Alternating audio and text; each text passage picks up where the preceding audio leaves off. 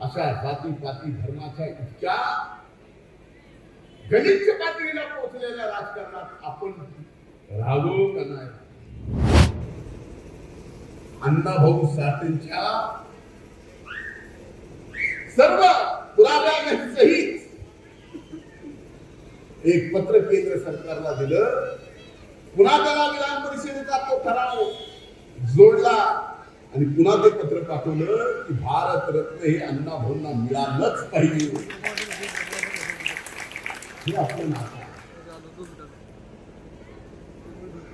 आज आपण पाहतोय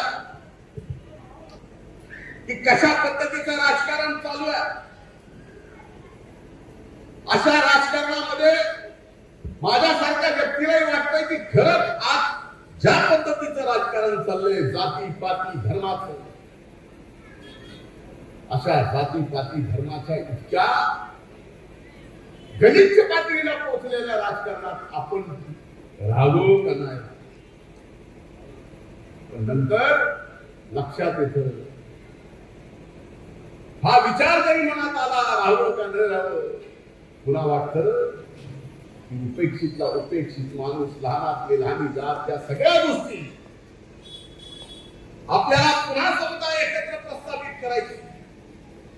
आज जरी जातीपातीमध्ये वाद निर्माण होत असले तर आपल्याकडं या महापुरुषांचे विचार आहेत. छत्रपती शिवाजी महाराजांचं रयतेचं राज्याप्रमाणे जाती धर्माचं ते उदाहरण आहे. बाबासाहेबांनी दिलेली या देशाला संविधान ते उदाहरण आहे. अण्णाभाऊ साठेंनी दिलेलं साहित्य, त्यांचे विचार, त्यांची शाहिरी हेच सांगते. जात पात धर्माचं राजकारण नाही करायचं.